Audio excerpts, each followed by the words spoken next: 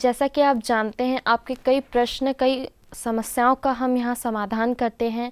आपके कई प्रश्न आते हैं ईमेल, टेलीफ़ोन्स और पत्र द्वारा, जिसका उत्तर हम यहाँ देते हैं। समस्याओं का समाधान करने हमारी ब्रह्म कुमारी लीना बहन यहाँ उपस्थित हैं। दीदी, आपका बहुत बहुत स्वागत है हमारे प्रोग्राम आह्वान में। जैसे कि दीदी आप जानते हैं, यहाँ कई पत्र, ईमेल्स आते हैं। उनमें कई लोग अपनी समस्याओं के बारे में पूछते हैं, अपनी समस्याएं बताते हैं और चाहते हैं कि उन्हें एक आंसर मिले जिससे वो सेटिस्फाई हो पाएँ और जीवन में आगे बढ़ पाएँ। ऐसा ही एक पत्र आया है हमारे पास रिया का। वो कहती हैं कि मैं लोगों को समझ नहीं पाती हूँ। मुझे किसी को समझने में, किसी के नेचर को समझने में बहुत दिक्कत होती है, बहुत टाइम लेती हूँ, बहुत टाइम टेकिंग हूँ और मुझे ऐसा लगता है कि मैं लोगों पर शक करती हूँ। मुझे ये रियलाइजेशन बाद में होता है, पर रियलाइज़ करने के बाद मुझे लगता है कि नहीं, मुझे ऐसा नहीं करना चाहिए था। बुरा भी लगता है, पर मैं अपने नेचर को बदल नहीं पा रही हूँ। मैं बदलना चाहती हूँ। इसके लिए मुझे क्या करना चाहिए? कुछ सॉल्यूशन बताइए। दूसरों की नेचर को समझने से पहले ज़रूरत है अपनी नेचर को समझने की। जी। क्योंकि हम दूसरों के नेचर तभी नहीं समझ पाते हैं क्योंकि हम औरों के बारे में हमारे मन में ही कुछ एक अंदर इम्प्रेशंस बने होते हैं। जी। हम औरों को देखते हैं, अगर उन्होंने हमारे से अच्छा व्यवहार किया तो हम समझते हैं ये अच्छी हैं। अगर उन्होंने हमारे से अच्छा व्यवहार नहीं किया या हमारी बात को रिस्पॉन्स अच्छा नहीं दिया तो हम समझते हैं बस ये ऐसा ही है। इसे कहेंगे हमें अनुमान और वहम और शक की आदत है। जी।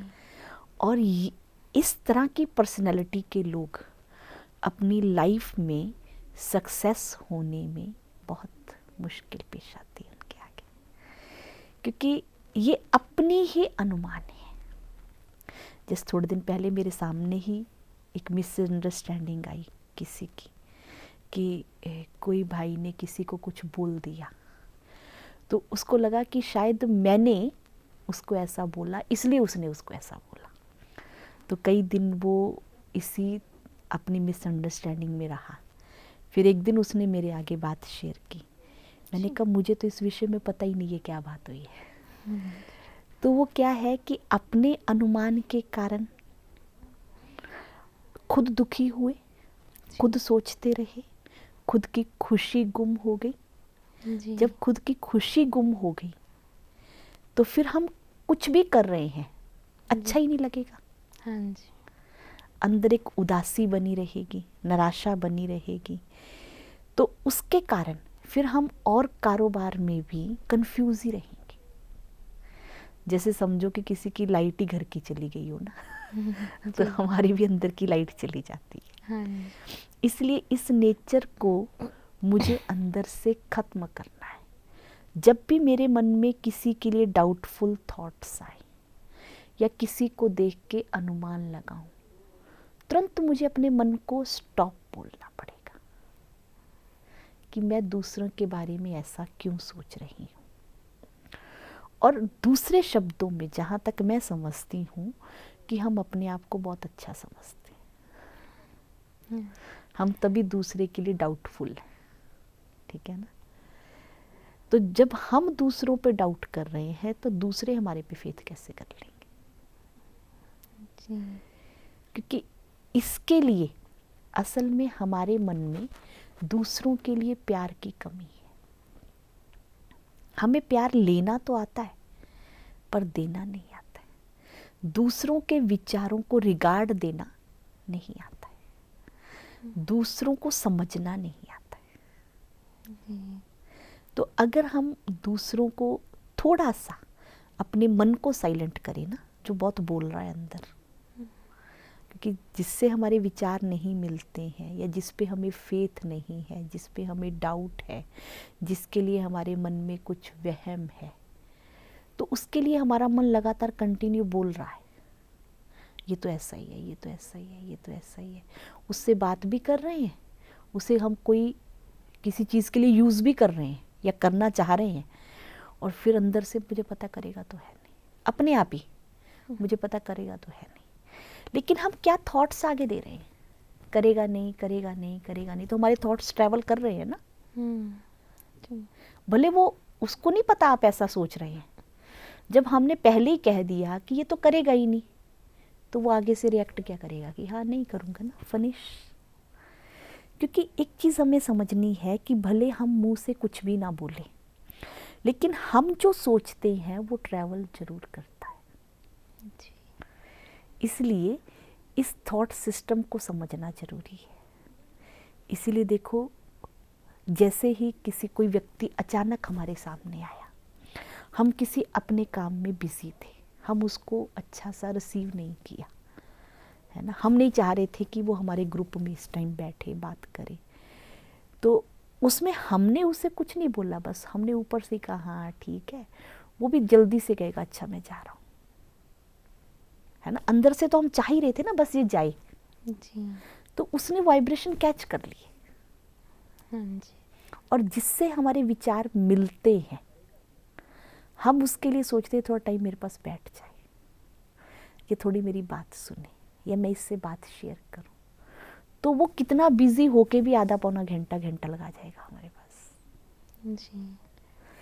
तो हमारा थॉट सिस्टम जो है, इसको हमें ठीक करना है, क्योंकि दुनिया में जितनी भी प्रॉब्लम्स हैं, चाहे वो फिजिकली हैं चाहे वो मेंटली हैं, वो हमारे थॉट्स पर ही डिपेंड करते हैं। तो आज के समय में हमें कोई अच्छे थॉट्स क्रिएट करना सिखाता ही नहीं जी। और हमें अच्छे थॉट्स क्रिएट करने सीखने पड़ेंगे। इसकी स्पेशल ट्रेनिंग है कि हमें कैसे थॉट्स लेने हैं। हमें अपने लिए भी पॉजिटिव होना है, दूसरों के लिए भी पॉजिटिव होना है। तो जितना हम पॉजिटिव होंगे उतना हम औरों के नेचर को समझ सकते हैं, और नहीं समझेंगे तो नुकसान हमें ही है, क्योंकि लोग हमें कॉपरेट ही नहीं करेंगे, लोग हमारे साथ एडजस्ट ही नहीं करेंगे, तो हम खुद को कटा कटा सा फील करेंगे, अकेलापन फील करेंगे, और फिर हम फेड अप हो जाएंगे लाइफ में। इसलिए थोड़ा सा अपनी नेचर को जब लगे ना, उस टाइम दूसरों के लिए हमारे मन में चलता, उस टाइम बोलो, अपने मन से पूछो, क्या ये मेरा सोचना ज़रूरी है, मैं ठीक सोच रही, मैं उससे पूछूं तो सही। इसलिए इस आदत को थोड़ा मिटाने में मेहनत है, तो इसमें मेडिटेशन मदद करता है। जी जी दीदी, जैसे आपने बोला कि संकल्प, तो दीदी जैसे कई बार होता है कि हम पॉजिटिव सोचें पर वाइब्रेशन ऐसा बन जाता है, या लोगों का, इतने सारे लोगों की थिंकिंग, उनका वाइब्रेशन ऐसा बन जाता है निगेटिव। ऐसे में पॉजिटिव सोचना मतलब हम दब जाते हैं एक निगेटिव वाइब्रेशन के बीच। तो ऐसे में हमें क्या करना चाहिए, क्योंकि हम तो पॉजिटिव सोचेंगे पर कहीं ना कहीं नेगेटिविटी इतनी आ जाएगी, नेगेटिव वाइब्रेशन इतना होगा कि हम उसके अंदर दब जाएंगे। हम फिर पॉजिटिव, हमारे सोचने का कोई मतलब नहीं रह पाएगा, हम दूसरों को फिर समझ नहीं पाएंगे। ऐसे में क्या करना चाहिए? देखो, पॉजिटिव थॉट एक दिए की तरह है और नेगेटिविटी एक अंधेरे की तरह है। जैसे एक दिया अंधेरे को ख़त्म कर देता है, सूर्य पूरी रात के अंधेरे को ख़त्म कर देता है, तो ऐसे हमारा पॉजिटिव थॉट भी इन्वायरमेंट को बदल देता है। उसमें हमें कंटिन्यू पॉजिटिव रहना पड़ेगा। ये नहीं कि हम अगर खुद ही कन्विंस है नेगेटिविटी से, कोई हमारे आगे नेगेटिव बात रख रहा है, हम उससे कन्विंस है, हमें लग रहा है शायद ये ठीक कह रहा है, ऐसा ही होगा, तो इसका मतलब हम भी किसी कोने में नेगेटिव है ना, कि हमारे साथ जितने भी लोग आए हैं वो नेगेटिव आए हैं लेकिन पॉजिटिव होके गए। तो हमारा अपना पॉजिटिव होने से हमारा जो आसपास का अपना वायुमंडल है वो पॉजिटिव हो जाता है। जैसे एक बहुत अच्छी चीज़ दिखाते हैं हमारे अध्यात्म में, शास्त्रों में, कि श्री रामचंद्र जी पर जब रावण का तीर आता था जी। तो उनके चारों ओर एक लाइट का सर्कल बन जाता था। तो वो क्या चीज़ है?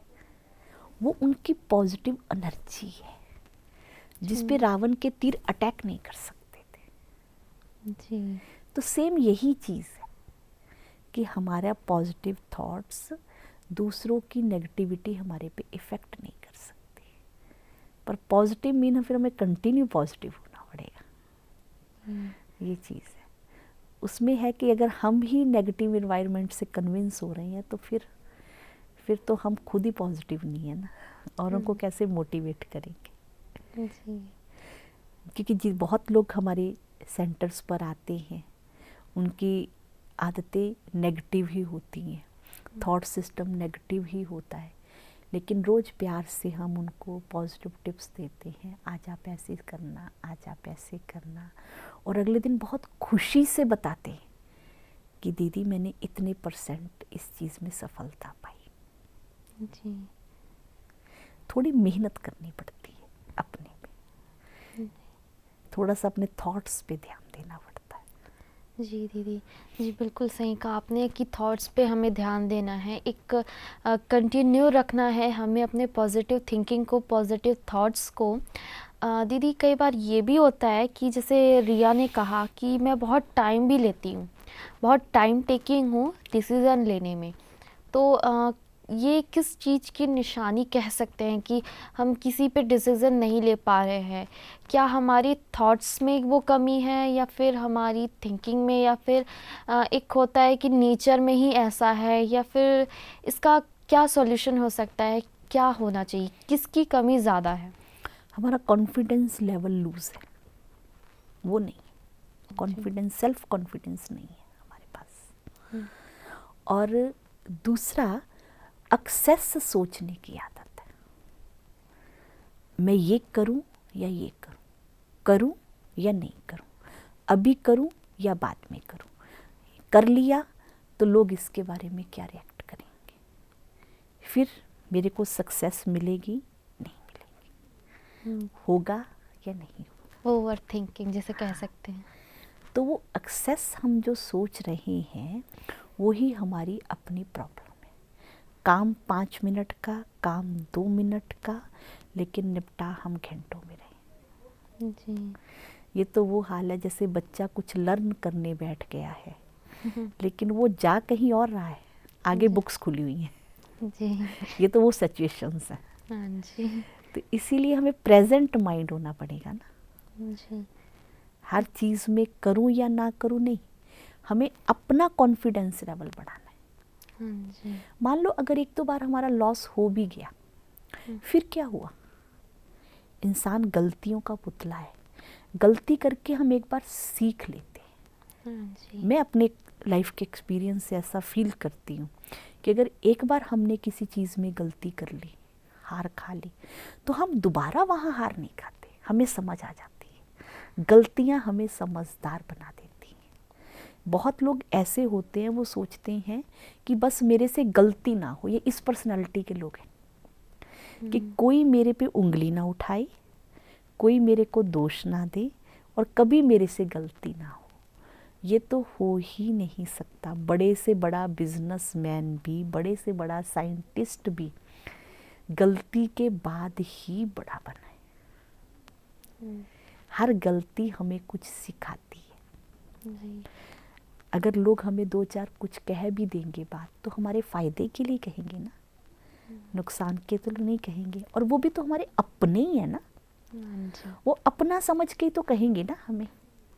इसका मतलब है कि हम अपने आप को एक सेफ रखना चाहते हैं, कोकोनट पर्सनैलिटी जैसे। हाँ दीदी, कई बार ऐसा होता है कि लोग सोचते हैं समाज में हमारा क्या रेपुटेशन हो जाएगा अगर ये गलती हो गई या वो गलती हो गई, या फिर हमने गलत डिसीज़न ले लिया तो समाज में हमें क्या बोलेंगे, हमारा इमेज बिगड़ जाएगा, लोगों की नज़रों में हम गिर जाएंगे। ऐसी थिंकिंग आनी शुरू हो जाती है लोगों के दिमाग में। वही कहा ना, ये कोकोनट पर्सनैलिटी है, ऊपर से लेयर हार्ड है, अंदर बिल्कुल खाली है। इसीलिए हमें मैंगो पर्सनैलिटी बनना है। मैंगो जो होता है वो अंदर से स्ट्रांग होता है, ऊपर से सॉफ्ट होता है। इसलिए हमें इस नेचर को बदलना पड़ेगा। लोग हमें क्या कहेंगे, जब हम नहीं कर पाएंगे तब भी तो लोग कहेंगे इसने कुछ नहीं किया, इतना दिन हो गए, इतने दिन से इसका इतने काम लटका, कितने मिनट का है। लोग कह देते हैं इतने दिन से लो, मैं तो 2 मिनट में अभी कर दूं। तो तब भी तो हमारी पर्सनैलिटी डाउन हो ही रही है ना। हाँ जी। और फिर क्या हो गया, इसमें तो मैं सीखने के चांसेस हैं, मैं ऐसा समझती हूँ कि सीखने के चांसेस हैं। थोड़ा रिस्क तो लेना ही पड़ता है हर बात में। जी चीज़ जी, बिल्कुल सही कहा आपने। जैसे कि दर्शकों दीदी ने कहा कि रिस्क लेना चाहिए। कहीं ना कहीं हमें डिसीज़न तो लेना है, गलतियां तो होती रहेगी, पर हमें उस गलतियों से सीखना चाहिए, गलतियों से आगे बढ़ना चाहिए कि हाँ गलती एक बार हुई है, पर एक बार हम अगर गिर गए तो उसके बाद हम संभलेंगे और उसके बाद आगे बढ़ते जाएंगे। पर अगर हम नहीं, गलती न करने के चक्कर में बचते फिरेंगे, तो जब हम गिरेंगे तो शायद हो सकता है कि हम वहाँ से उठ ना पाएँ। जी दीदी, जैसा कि आपने बोला कि अनुमान लगाना शुरू कर देते हैं शक्की जो होते हैं। पर दीदी कई बार बहुत सारे ऐसे लोग हैं जिनके दिमाग में शक रहता है, वो बहुत शक्की नेचर के होते हैं कि वो एक इमेजिनेशन बना लेते हैं लोगों के प्रति, उनकी इमेज के प्रति, व्यवहार, नेचर या जो भी है, एक दिमाग में इमेज बना लेते हैं कि ये तो ऐसा है, इसने ऐसा बोला मतलब इसके पीछे कुछ उद्देश्य है, ये ऐसा क्या उद्देश्य है। वो उसको पॉजिटिव ले ही नहीं पाते, वो सोचते हैं कि इसने क्या मतलब इसके पीछे ज़रूर उसका कुछ एम है, हमसे कुछ प्रॉफिट है। तो ऐसे लोगों के लिए क्या आप कुछ बताना चाहेंगे जिनसे ये दूर हो सके, जो शक करने की आदत होती है? पहली बात तो हमें ये महसूस करना पड़ेगा कि ये आदत सबसे ज़्यादा खराब है, क्योंकि शक करने वालों को कोई भी पसंद नहीं करता है। शक करने की नेचर देखी है हमने, अच्छे अच्छे घर टूट जाते हैं, हस्बैंड वाइफ में आपस में क्लैशेस हो जाते हैं, डाइवोर्स तक पहुंच जाते हैं केस। बच्चों पे डाउट करेंगे तो बच्चे कभी भी अच्छी तरह हमें भी रिस्पॉन्स नहीं करेंगे। और उनको ये वाली नेचर हमें जीवन में सबसे दूर ले जाएगी, सबसे दूर ले जाएगी। और इस नेचर को कई बार हम खुद भी नहीं समझ पाते। प्रॉब्लम यहाँ भी है कि मेरा स्वभाव शक्की है और धीरे धीरे हम इसको बढ़ाते रहते हैं। एक बार डाउट करेंगे, फिर डाउट करेंगे, फिर डाउट करेंगे। तो इसलिए मुझे इस नेचर को खुद को ख़त्म करना पड़ेगा। इसमें कोई मेरी मदद नहीं करेगा। मुझे हर व्यक्ति पे विश्वास करना है। जी। हमारे अंदर विश्वास की कमी है, तभी तो हम दूसरों पे डाउट करते हैं ना। जी। तो यूँ कहें कि शायद हो सकता है कि हमें अपने पे भी डाउट हो। जी। तभी तो हम दूसरों पे डाउट करते रहते हैं। जी। तो इसलिए मुझे इस डाउट को ख़त्म करने के लिए हमारे ब्रह्मा कुमारीज़ में मेडिटेशन सेंटर में जो हमारी मेडिटेशन क्लासेस लगती हैं, तो अगर हम इसको अपनाते हैं, रोज़ के डेली पॉजिटिव टिप्स जो हम देते हैं, इससे ये चीज़ पहले तो हमें खुद को रियलाइज़ होती है, क्योंकि बहुत सारी कमियां हमें खुद को रियलाइज़ नहीं होती हैं। जैसे पानी जितना शांत होता है, तो पानी के नीचे क्या है वो देखा जा सकता है। जी। तो ऐसे ही मेडिटेशन से हमारा मन शांत होता है, तो उससे हमें अपनी ही नेचर के बारे में, अपनी कमियों के बारे में पता लगता है। जब हम ये खुद को रियलाइज़ करेंगे कि मेरी ये वाली नेचर है, तभी तो हम चेंज करेंगे ना। और फिर हम ये देखें कि मैंने इस नेचर के कारण अभी तक कितनों को डिस्टर्ब किया है। फिर लोग कहते हैं जी हमें नींद नहीं आती। जब हम दूसरों को सोने नहीं दे रहे तो लोगों की बद्दुआएं हमें कैसे सोने देंगी। जी। तो इसलिए उसके लिए मुझे खुद की नेचर को चेंज करने की ज़रूरत है। और उसका एक तरीका पॉजिटिव टिप्स और मेडिटेशन है, जहाँ तक मैं समझती हूँ। जी। मैंने इसी से लोगों को चेंज होते देखा है। जी। पर दीदी ऐसा होता है कि हम 100% या फिर किसी पे शक ही ना करें, क्योंकि ऐसा होता है कि हम 100% किसी पर विश्वास नहीं कर पाते हैं आज के ज़माने में, तो बिल्कुल नहीं, क्योंकि कहीं ना कहीं दिमाग बोलते हैं ना शैतान जैसा ही होता है, कुछ ना कुछ चलता रहता है। मतलब हम किसी पे 100% भरोसा नहीं कर सकते, वहाँ पर शक कहीं ना कहीं आ ही जाता है। और अगर हम किसी पर शक ना करें, पूर्ण विश्वास रखें, तो कहीं ना कहीं हम गलतियाँ कर बैठते हैं या फिर कहीं ना कहीं हमें धोखा मिल जाता है। कई रिलेशनशिप में देखा गया है, चाहे वो किसी भी प्रकार का हो, माता पिता में हो या भाई बहन, किसी में भी, हस्बैंड वाइफ में, कि हम पूरी तरह से भरोसा करें तो लोग उसका फ़ायदा भी उठाते हैं। हम विश्वास तो करें पर अंधविश्वास मत करें। जी। विश्वास के साथ हमारी अपनी समझदारी भी काम करे, क्योंकि एक होता है जहाँ हम अंधविश्वास कर लेते हैं, जैसे महाभारत में धृतराष्ट्र का दृश्य आता है कि उसको अपने बेटे पे अंधविश्वास था। वो अंधा नहीं था, अंधविश्वास में था कि मेरा बेटा राइट है। जी। तो उसके कारण बेटा गलती पे गलती करता चला गया और उसकी अटैचमेंट इतनी ज़्यादा थी अपने बच्चे से कि वो राइट और रॉन्ग वे उसको बता ही नहीं पाया। इसे कहते अंधविश्वास। जहाँ हमारी टू मच अटैचमेंट होती है तो हम उनकी गलत बातों को भी स्वीकार कर लेते हैं। जी। अंदर तो अटैचमेंट है ना, और अटैचमेंट के पीछे एक इनसिक्योरिटी फीलिंग्स है जी। कि कहीं ये चीज़ मेरे से छूट ना जाए, कहीं ये मिस ना हो जाए, कहीं ये दूर ना चला जाए, जी। कहीं ये मेरे को छोड़ के ना चला जाए।